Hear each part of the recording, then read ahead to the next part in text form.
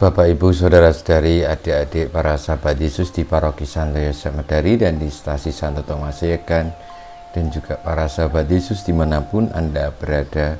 Marilah kembali kita belajar ilmu sejati pada hari Kamis tanggal 25 Maret tahun 2021. Bersama dengan gereja kita merayakan Hari Raya Kabar Sukacita.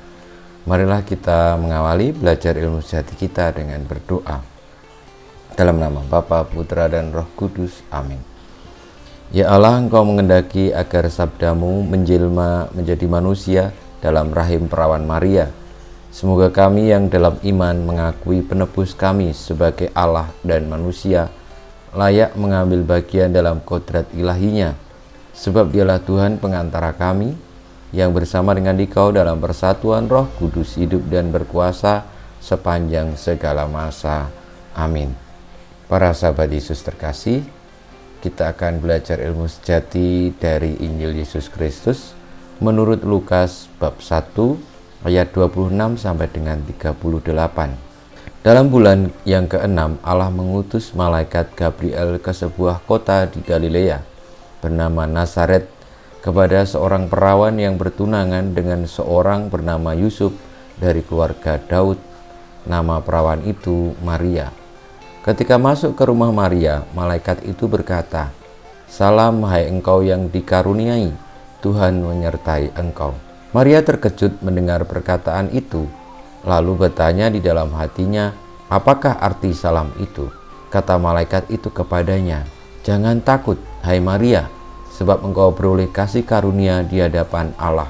Sesungguhnya engkau akan mengandung dan akan melahirkan seorang anak laki-laki, dan hendaklah engkau menamai dia Yesus. Ia akan menjadi besar dan akan disebut Anak Allah yang Maha Tinggi.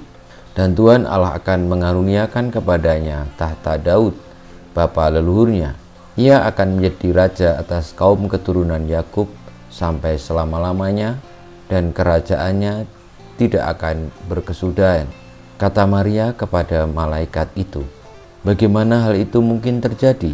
Karena aku tidak bersuami." Jawab malaikat itu kepadanya, "Roh Kudus akan turun atasmu, dan kuasa Allah yang Maha Tinggi akan menaungi engkau. Sebab itu anak yang akan kau lahirkan itu akan disebut kudus, Anak Allah.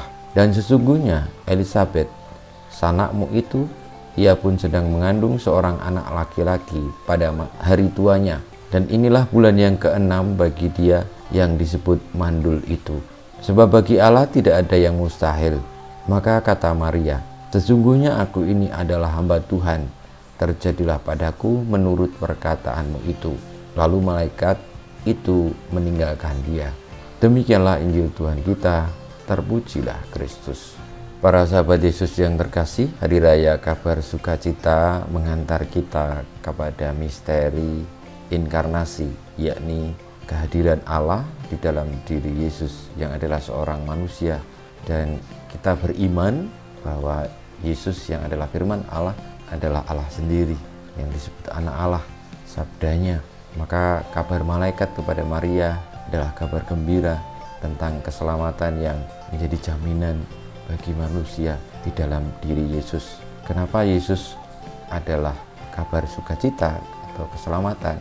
Karena Allah berkenan untuk memberikan putranya sendiri sebagai tebusan atas dosa-dosa kita, yang memang kita ini mudah sekali jatuh ke dalam dosa. Hanya cinta sejati yang bisa menyelamatkan kita, dan itu kita temukan di dalam diri Tuhan Yesus. Bagi Allah tidak ada sesuatu hal yang mustahil, maka kemahakuasaannya memungkinkan kita berjumpa Allah di dalam diri manusia, yakni Yesus yang adalah sungguh Allah, sungguh manusia. Kita mohon berkat Tuhan, kemuliaan kepada Bapa dan Putra dan Roh Kudus, seperti pada permulaan sekarang, selalu, dan panjang segala abad. Amin.